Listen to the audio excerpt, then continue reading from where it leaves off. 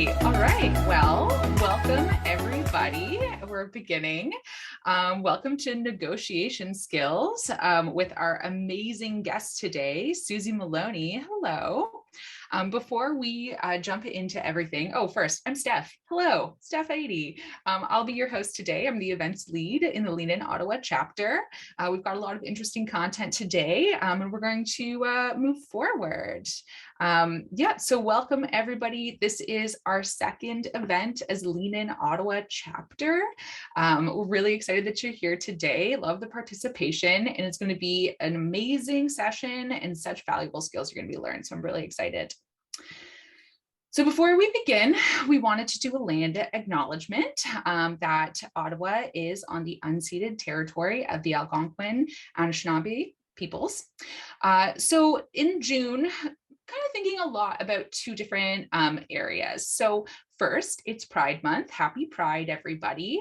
And we really encourage you to support our Two-Spirit and LGBTQIA Indigenous peoples.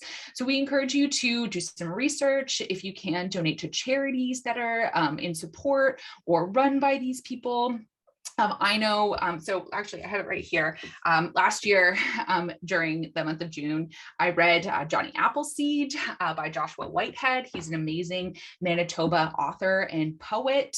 And it was a really illuminating read. I highly suggest it as a part of the support. So I hope everybody considers that this month. And then second, this one's like maybe a little personal, but I've been thinking a lot, I'm gardening, I'm planting a lot this June. And I think about our Indigenous peoples and about the stat that I read that 80% of the world's biodiversity is protected by the worldwide Indigenous peoples, which is a huge amount. So I really encourage everybody to do some research, look up about the climate activists in our Indigenous communities, support them, and then also some small actions like planting Ontario native plants can also be really important and in support of climate justice and encouraging biodiversity and natural diversity. So those are our thoughts that I'll part you with when it comes to our land acknowledgement today. But also I welcome further conversation about all of these topics. So feel free to message me about it. Okay. Next, today we are asking for audience participation. Susie would like to have an interactive presentation today. So if you feel comfortable with it, we'd love for you to have cameras on so that we can see your faces. We always really encourage lots of participation in the chat. We love emojis, we love reactions. So get in there, everybody. We're really excited about that today. Just a little emoji tip, whether you're on Windows or Mac, there are hotkeys to bring up the emoji menus so that you can use them. I know that I've got that emoji menu pretty much all the time. Yes, thanks, Rob.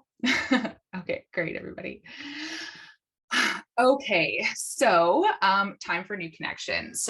So we're trying something new today in this virtual event, sort of inspired by, if we were together, there would be an opportunity for you to expand your network and meet new people. And I know after 2 years of a pandemic, a lot of us are probably feeling a little rusty when it comes to speaking to new people, but we really encourage you to be able to talk to people. And especially when it comes to expanding your network and Lean In, it's something that we're really passionate about. So take the opportunity. We're only going to send you in for 5 minutes. And we really would love it if you could, really take full opportunity of that. And in support of the connection, I was really inspired by this concept of no small talk. It's not just like, what do you do? Or what part of Ottawa are you from? So the prompt that I'm suggesting today to talk with your group is, what drives you to learn something new? We're all here to maybe learn a new skill or expand the skill of negotiation and communication. So what brought you here and what brings you to learning endeavors? Ashley, are we good to send? Okay, great, everybody. I'll see you in 5. Okay, great. So we are introducing Susie Maloney, our guest today. Hello, Susie. So Susie is the president of Blue Bonsai Negotiations. She's a member of the DAS SWAT team for commercial transactions as well. Highly trained in the area of negotiations, influencing strategy and process. So the perfect person to be talking about this. So Susie works both in the front lines and behind the scenes with gigantic organizations, governments, conglomerates, and often the interactions are really high stakes and they're very meaningful. So it's resolving difficult conflict and solving multilateral issues. So the tools and techniques, models, frameworks, all of this is grounded in research and theory. So it's from behavioral science and psychology, and it's kind of refined through that real life practical experience that she's had. She just doesn't teach theories. It's really fundamental concepts through really practical application. So Susie is in the final stages of publishing her first book. Actually, we're really excited to say that it's going to be published today. It's W.I.N, Women in Negotiation, W.I.N, and it's an in-depth analysis and overview of the many ways that women can successfully influence and achieve successful negotiation. So Susie, hello. Hi. Hi, everyone. Okay, I'm going to share my screen now. Okay, so I'm going to stop sharing. Great. Hold on a second. Thank you for everyone turning on your cameras. It's great to see you. Hang on a second. I'm going to do this. Share screen. There we go. So I'll just do file, view, slideshow. Okay. So, well, thank you for inviting me to be here today. It's great. As I was mentioning before we started, I'm actually from Ottawa. I was born in Ottawa, and my mother still lives there. And I went to high school there. I went to university there. And although a lot of my work has been done outside of Ottawa and outside of Canada, it's kind of serendipitous, I guess, that I'm back here speaking with you the day that my book is being published. So it's kind of cool for me. So yeah, so thank you for inviting me to be part of your meeting today. So I'm a professional negotiator and negotiation strategist, and I work with a network of management consultants that are peppered all around the world. I think we're in about 78 different countries, and the network's been around for about 43 years. So it's all around the world. It's been around for a long, long time, but we focus on one thing and one thing only, and that is negotiation process and strategy. So and what that means is that we help individuals and we help teams get their preferred outcome. So we help groups and individuals get what they want to get out of a negotiation. And the way we do this is by humanizing the negotiation process. So it's really by bringing in the behavioral science and the human dynamics. We even bring in biochemistry and neurology and psychology. All that we bring into the business conversations and to the interaction, influencing interactions, and into the boardroom, into the negotiation. So our clients, or my clients, have been are the governments, big departments of defense or trade organizations, or multinational conglomerates in mining, in energy, in manufacturing, pharmaceuticals, technology. So in the last, I always think it's funny because in the last 2 years, I've worked on negotiations from preparing teams to procure $38 billion worth of warships, to $8 billion worth of soup cans, to helping prepare a team for an influencing interaction with the World Health Organization and a COVID vaccine approval. So it's, what is the same between, defense procurement and vaccine and soup cans, right? So, it's because there's always people at the other side of the table, the people part of it. So as I mentioned, we focus on influencing, and we focus on the human behavior and how to influence people's decisions. So that whole stuff, the theory behind negotiation and the theory behind psychology and influencing is huge. There's so much theory and research that goes into this that it could fill this office with books. In fact, it does, right? So what we have to do in my work so that we use this and it's memorable and it's dependable and it's transferable and it's readily available when we need it.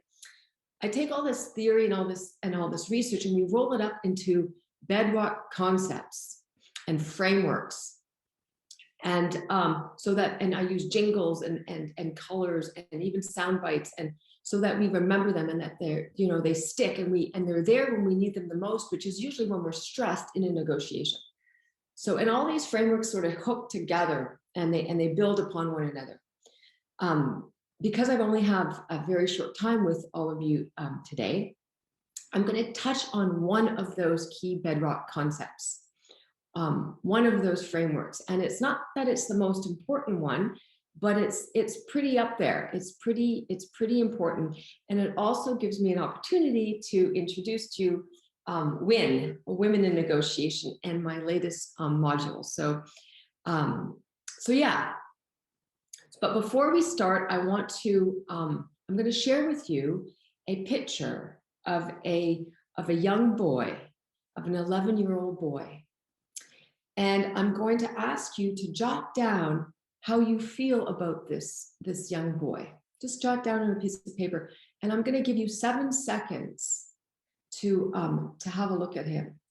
And yeah, just, you know, have a look at this young boy. And jot down in 7 seconds how you feel about him. Okay.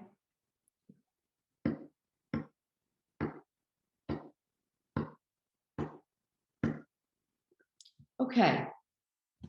We're going to circle back. We're going to circle back to him later.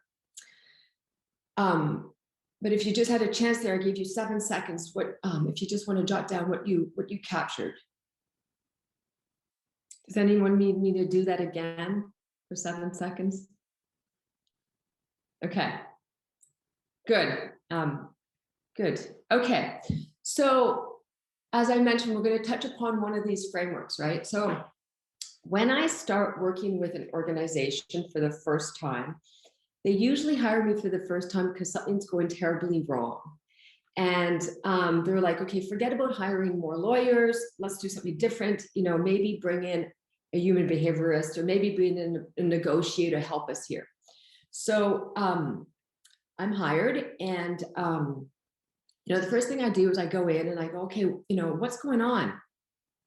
I ask a bunch of questions, and I try to understand what, you know, what's happening. And they'll tell me, well, we did this and we did that, and you know, we're trying really hard, and we're, you know. And somewhere within the first 10 minutes of getting the lowdown of what's happening in the negotiation, somewhere, somehow, someone says, you know, I don't know what their problem is. I don't know what their problem is. What's their problem over there? We're doing everything. And I say, bingo, that's exactly the problem. The problem is we don't know what their problem is. And therein lies the greatest of all negotiation myths, right? That the other party's problem is solely their own. The fact that we don't know what their problem is the problem. Because a basic concept of human behavior is that people do things for their own reason, not yours. So it's such an important concept. I'm going to say again, a basic concept of human behavior, people do things for their reasons, not yours. So if you want to influence me, then you have to figure out what I care about, what moves me, you know, what drives me, how and why I make my decisions. Only then can you actually build a strategy to influence me. So we take this bedrock concept And we look at the PIN iceberg, which stands for position, interests, and needs.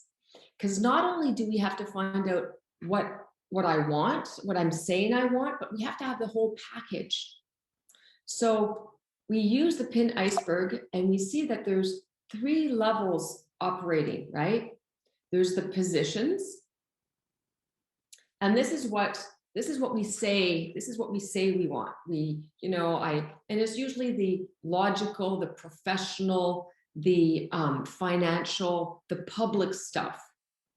And then underneath the waterline, often unspoken, are the interests. So what are driving those positions? So an example would be, we need to have this done by this fiscal year.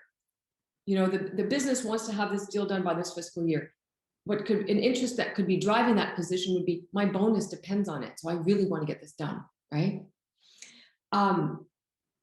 So there's the position, there's the interest driving those positions, and then as we get further down, then there's the real personal needs. And here I say it's the 4 R's. It's the rewards, the recognition, the reputations, the revenge, all these drivers. Going further, it's you find dignity, all this really heavy duty personal stuff. So if we want to move this iceberg, we need to understand the entirety of it, the entire package. What's really, we have to understand the needs, all those needs of the other party. And all the emotional, private, covert, all those needs if we want to move this iceberg. So a key first, a bedrock concept in negotiation is, what are the needs of the other guy? I know what I want. Some people even enter a negotiation and don't even know what they want, right? So for, what do you want, but also what are they after and what do they need from all those levels? Now, because we have to stay relevant, and because this is a lot of negotiation is age old, and a lot of the concepts are very fundamental. We have to I encourage everybody that I work with to keep challenging the frameworks and the concepts and make them work for you. We can't work for the concepts. We have to have the concepts work for us. So when I look at this with those lens of challenging and staying relevant, and with the practical experience, I go, you know what? It's not only skilled negotiators need to diagnose the PIN iceberg, but we need to understand the needs. We need to actually feel. We need to actually feel where they're coming from, not just diagnose it, but really get it.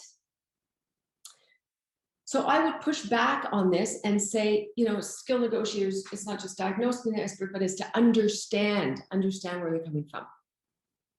And if that's the case, then I will ask you a rhetorical question. For us to feel where the other person's coming from, to understand, their needs, what does that ask of us? What does that require for a negotiator to really feel where the other party's coming from? I've got some chats here. Let me just see what's going on here. Oh yeah. Okay. Who was that said that? Vanessa. Okay. So it allows me, we're going to circle back to answer that question, but it allows me to introduce W.I.N, which is women. It stands for Women in Negotiation, and it in Women in Negotiation, which is my book that's launched today, and my latest module. It was born when I was working with a Women in Tech group in Palo Alto, and we were preparing for fundraising in a very male-dominated VC market. And we were working on increasing our gravitas and taking up, not being pushed around in the pitch room, and taking control and keeping the power in the pitch room. And we were doing the power pose, to increase our testosterone level, and take up more room. And it worked. It was great. It was great. But something was always bothering me because it was exhausting. Instead of focusing on the deal that we wanted to make, we were focusing on being something we weren't, and moving out of our style. So W.I.N actually flips the approach and gives us license to be ourselves, with the realization that is actually the most powerful play. So as a woman, in a negotiation, in the negotiation world, in a lot of industries where is very male dominated, I've heard things, and it also is an industry where it has worshipped the alpha male style. I've heard things like, Susie, don't be so sensitive. Susie, don't be so emotional. You gotta be tougher. I've even heard, Susie, grow a pair. Okay. And I'm like, just a second, I don't want to. You know what? The good news is I don't have to, because what W.I.N does is it superimposes 5 female characteristics on the negotiation bedrock concepts. And it highlights the fact that we actually have negotiating superpowers, 5 of them. And I've dubbed them the female 5. So you actually don't have to fight to win, and we don't have to move outside who we are. We just have to own some of these attributes and get them to work for us in the negotiation milieu.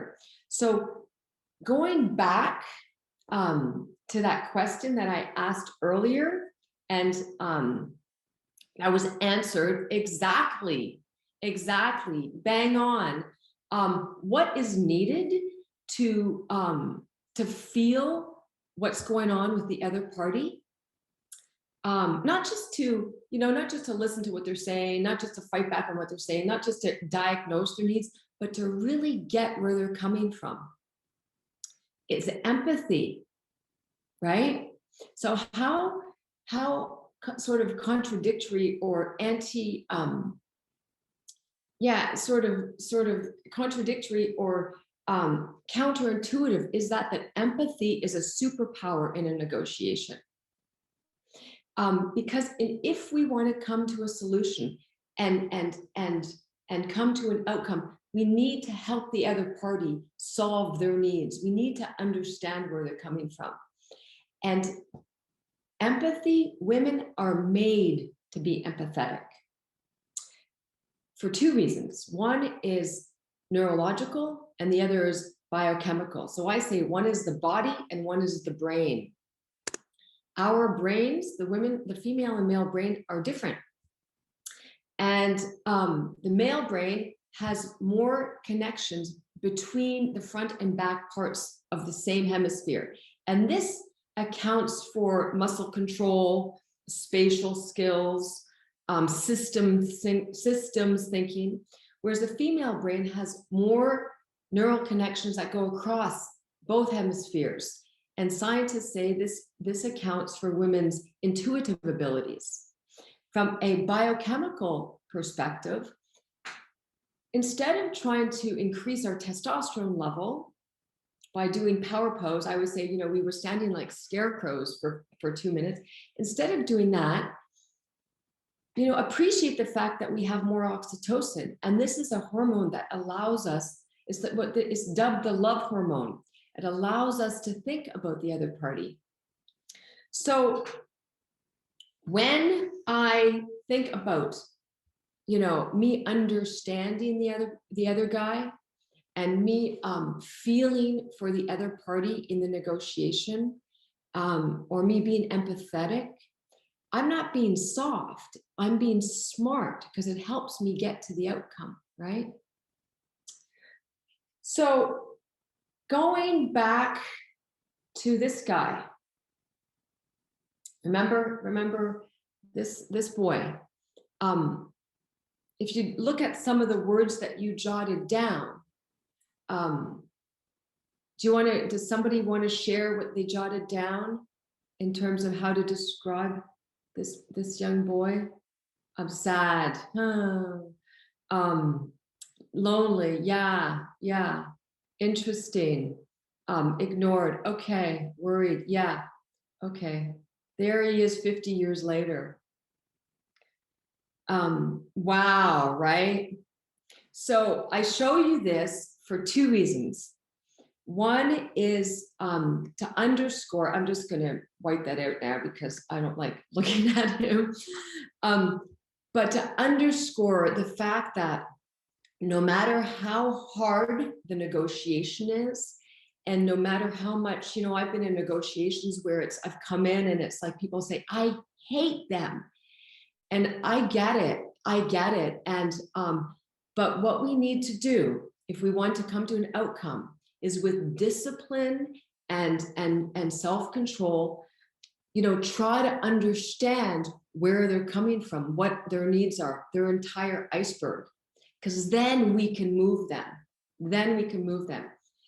I also show you that for another reason, because I gave you 7 seconds to come up with your words, to jot down your words. And this is a fact, 93% of what we communicate doesn't come out of our mouth. 93% of what we communicate in 7 seconds, that's people form their opinion in 7 seconds. So looking at that through the W.I.N lens, the women in negotiation lens, how can we use that to our advantage? What can we do to use that how can we use that to our advantage? So I'm going to leave you with three things, I guess. Well, before I do, I just wanted to mention that W.I.N is much more than a book to me. It's sort of like a movement or a philosophy, in that we don't have to be something we're not to win at a negotiation, and not because a book or a boss tells you need to be this way. But the key to the answer is authenticity, license to be ourselves, and tap into what I call the female 5, or our key negotiation superpowers. And I'll leave you with 3 things. One is, when you are in a negotiation and you don't know what to do, or stuck or whatever, a great thing to ask yourself is, okay, what is not being said here? What's in the room, or what's going on, but no one's talking about? Because therein lies the answers. Therein lies the hidden needs, really deep down. And the second thing I'll leave you with is, if you ever hear, don't be so emotional, or don't be so sensitive, or it's all in your head, or, you've got to be tougher. What I say to you is, lean in on those attributes, own them, because they're assets in a negotiation. Empathy is a great asset. And the last thing I will tell you about is just what can you do from a physical perspective that we just spoke about? How can we use that last slide that I showed you to our advantage? If people come up with an opinion on you in 7 seconds, and it's all based on, 93% is based on what they, on what they see or what they're picking up, how can we use that to our advantage? So I'm just going to look in my chat for a second here. I will leave it at that, and I will say thank you very much. Again, it's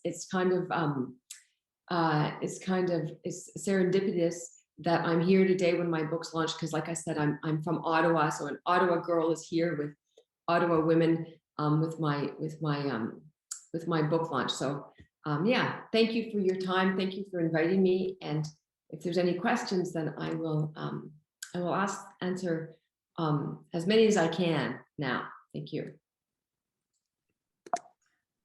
Thank you so much, Susie. I really, really appreciate that. That's a really great framework. So this kind of makes me think about something. So when I was in business school, business is very like, masculine energies, like lots of like male dominated kind of like perception. And we would be doing like case presentations and stuff like that. They were like, oh, pull your hair back. Don't wear lots of makeup, wear these like suits, right? Because it was just like really switching to that masculine look. And I feel like that's probably what people get a lot, like women get a lot in negotiation skills too, right? It's like to almost like change that physical look to like change the way that you're approaching things. And so I mean, can we go into negotiations in like dresses with our hair down, or does that work against us, just like in like the way people think about it? Right, great question. So what do you guys think about that? Well, I want to be able to live my life in, with dresses, like with the hair down. But yeah, who knows? It's just like feels almost indoctrinated, Right. Mm-hmm. So what do you guys think about that? What do you guys think that we about what Stephanie just mentioned? Do we have to go into a negotiation? Does it work? Is it better? Is it helpful? So personally, I have always like enjoyed just being myself. And I wear earrings and I have long hair, and I enjoy like wearing earrings for myself, and I wouldn't change that. But I have read that, some characteristics do work against women, and that women are like less likable if they, show certain things that may like work against them. So I can see why she might be getting that advice, even though it's sad and it's, yeah, right. I can see that I have like I know that is a thing sometimes. Yeah, right. Okay, thank you. Who was that? That was Victoria. I don't Victoria. have. Okay, yes, thank you, Victoria. Yeah, good point. Let's see who else here. Chat. I think it would be desirable to wear whatever you feel comfortable wearing to be your authentic self. Thank you, Aki. What about anybody else? And then I can chime. I will say I kind of feel the same. Like I want to, wear what I want, but as someone who's also, I take into consideration I'm a woman, but I'm also very short, under 5 feet. So like I walk in and I feel like people think I'm much younger than I am, and trying to figure out how to balance that out. I think sometimes like I did wear heels for a long time because it felt like it gave me that power move. But whether I needed to, it's a blend of like, it does make me feel more confident, but do I need it? I don't know. Right. Well, I know somebody else that I worked with that every negotiation, she would put on heels as well. Just because it made her feel that way, right? Anyone else want to chime in? Share? For dressing, especially for me, I was raised by a very, very strong woman in a male-dominated field. She was an engineer and she was top of her game. And she always taught me, wear one piece of jewelry, never make it look like, so everything that I know when I go into negotiations, when I go to meeting, have them in the back of my head. But now I'm working with a much more open people where I can dress more casually because they respect me, but I still have that every time I go start a new job, or every time, don't wear too much makeup, wear one piece of jewelry, show that you're a woman, but that you're not only a woman kind of thing. Right. So here's my thinking on it is it depends, right? It depends on it always, if you're ever lost, what is the outcome I want to achieve, right? So it depends on who you're meeting, how you're feeling, what is the total communication package that you want to send out. I wish, and people say, Susie, just tell me, just tell me what, like, I can't, because it depends on you, how it makes you feel. And all of these things, There's not one fit for all. It's all about how to make them work for you. So I work with people and they go, you know what? It doesn't work for me, Susie. It does. Perfect. We're not going to use it. What does work for you? Some people, I've had, as I mentioned, I had one lady who always put heels on. She wasn't short, she was tall, but it made her. So what is the situation? What is the communication, the total communication cluster you want to send out? To always be aware that we're always sending out messages, right? So everything you have on is going to send out a message. So be aware of it. Understand that it can change depending upon, the circumstance, the other party, where you're going to be, and all that. And also be true to you. It's got to work for you. So certainly at times the power suit is something that, potentially at times it's completely wrong. So yeah, thank you for that question, Stephanie. That was great. Aside from power posing, which I've absolutely done, how do you? Oh, okay. So Emily said, aside from power posing, which I've absolutely done before myself, how do you recommend calming nerves before a negotiation? Okay, I can share with you what I do, but does anybody else want to share before I do? Have anything to add? Calming nerves before a presentation, or before a negotiation, or before a high stakes influencing interaction? I do the mirror prep talk. Robert, yeah, good one. Always good. Yes, Vanessa? Yeah, I was going to say, I just over prep sometimes if I'm particularly nervous, try to anticipate like counter arguments and like have all my ducks in a row. Yeah. I just wrote a question or thing down here. Yeah, over prep, because it's great to be over prepped, right? I write key phrases or words on a post-it and have readily available. Yeah, great. I practice my opening lines, deep breathing and visualization, all great breathing exercises. Practice a lot. Here's an interesting thing. Women practice more than men for an upcoming negotiation or an upcoming influencing interaction. We actually, research shows that women actually practice more than men. So breathing, I do like, and also, your body, get it to work. You might need to stretch. Remember that your mind controls your body, but your body also controls your mind. So all that breathing and stretching and everything you just said, the preparation, the mirror talk. Something that I also found that helps me is and it's one of the exercises we do is, what are the most feared statements or questions that you can get from the other party? Make sure you have answers to those. Even if the answer is, we have to check research, or I have to check whatever it is. We think about what are the questions we're going to ask and all that sort. What are the questions they're going to ask? What are our most feared questions? And be prepared for that. Good question. Thank you. I have a question. Yeah, hi Vanessa, go ahead. My question was, leaning into the skill of empathy that you mentioned and using it to kind of dig into the needs or those kind of lower below the water situations.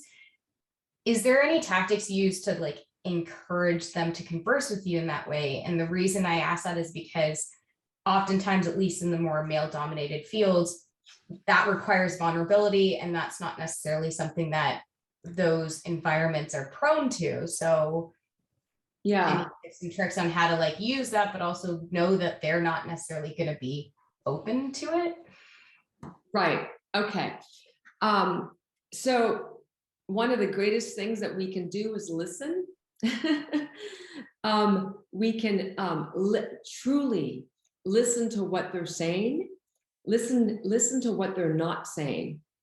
Listen to what their body's saying.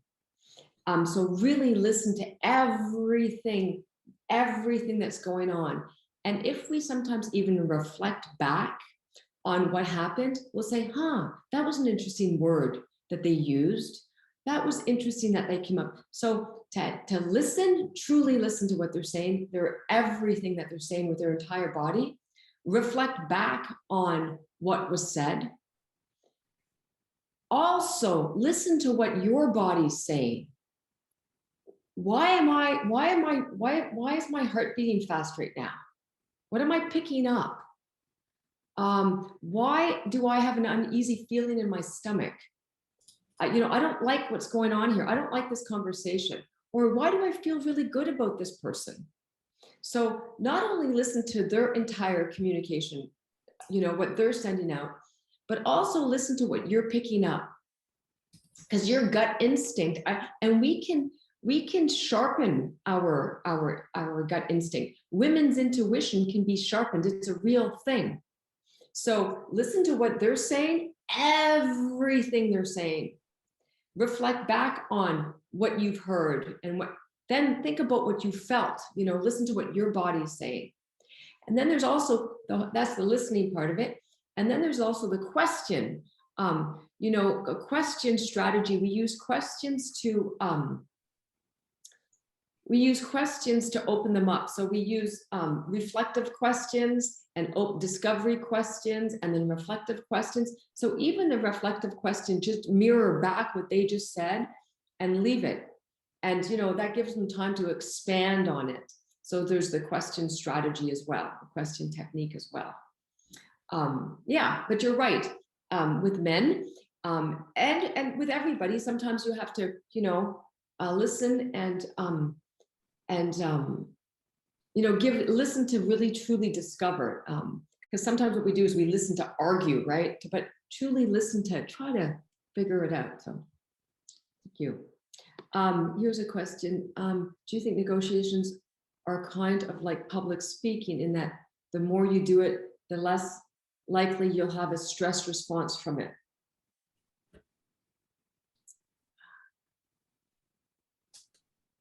Yeah, that was me. And I just, so I public speak a lot. I'm totally cool with it, but it's only because I've probably done it 1,000 times. And so, my stress response, I don't get that fight or flight response from it anymore. Or if I do, I understand that it's just coming from, this. And so I can manage it. And do you think negotiation is kind of like that? The more you get comfortable with it, is just because you've done it and you've seen different situations and you have less stress response?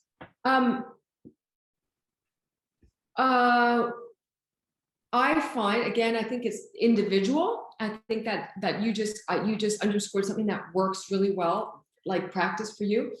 What I find in negotiation, what helps me, is to know where I am. And I have my roadmap. I have my modules. I have my frameworks. So I know exactly where I am. And that gives me process control. Instead of being caught in what I call the content quicksand, where it's just all about what we're doing and it's about the what, you have to step up from the content quicksand, from the substance of it, and you have to get in the helicopter, or you have to get in your drone, and you have to get out of what's happening at the table and get back into controlling the process. So that, in terms of stress in a negotiation, if you're in process control, then no matter how high the stakes are in a negotiation, you can, with discipline, manage the process. So I think it's both. I think the more, and that takes practice. The more you do it to get out of, to maintain the control of the process, the easier that is to do. So, yeah. Thank you so much. We actually only have 3 minutes left of the hour. So Susie, how can people get in contact with you? Would you like people to add you on LinkedIn? Anything like that? I'm in LinkedIn, and I also, you know what? Susie at Blue Bonsai. Feel free to email me directly. And if I don't email back right away, then you'll certainly I'll get back in a little while, or I certainly will have someone get back to you quickly. But yeah, feel free to email me directly. And it's blue. There's no E at the end of the blue. It's blue with no. That's okay. I'll fix that. We've also been asked, where can we find the book? We'll actually be sending a follow-up email from this event, all the participants, with a link to purchase the ebook. So you'll get that in your inboxes, everybody. Yeah. So thank you, everybody, again, for inviting me to be part of this. Wonderful. Thank you so much, Susie. I just have a few, I'm not even going to pull the slides up again. I just have a few things that I would like to note before we let everybody go to the work day or living your day. First of all, obviously, we just want to say thank you so much, Susie, for coming here. It really resonates with me, using the skills that you have instead of changing yourself to be great in situations like these. So thank you so much. I'm so excited to read the book as well. We will follow up in an email. It'll have all the information that you need about the Lean In Ottawa Network, including how to become a Lean In member, as well as some volunteer opportunities that we do have. We also have 2 Lean In Ottawa circles. Grace, Beatrice, did you just want to mention yours really quickly? Yeah, absolutely. Hi, everyone. My name is Grace Wong. I'm here to tell you about our new Lean In Circle for Women Tech. We aptly named it Lady Tech Support. Beatrice and we created the circle because I've been tech for about 4 years and she's just starting. We wanted a space where we could talk about the success and struggles of working in a male-dominated field and, being able to help out each other, because sometimes you're talking against the wall by yourself and that's not fun.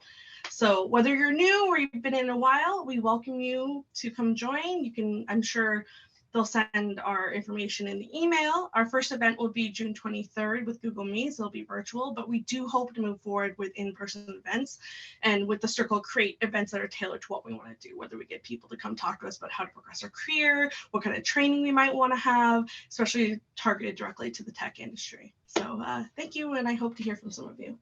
Thanks so much, Grace. Yeah, we'll definitely send some follow-up information.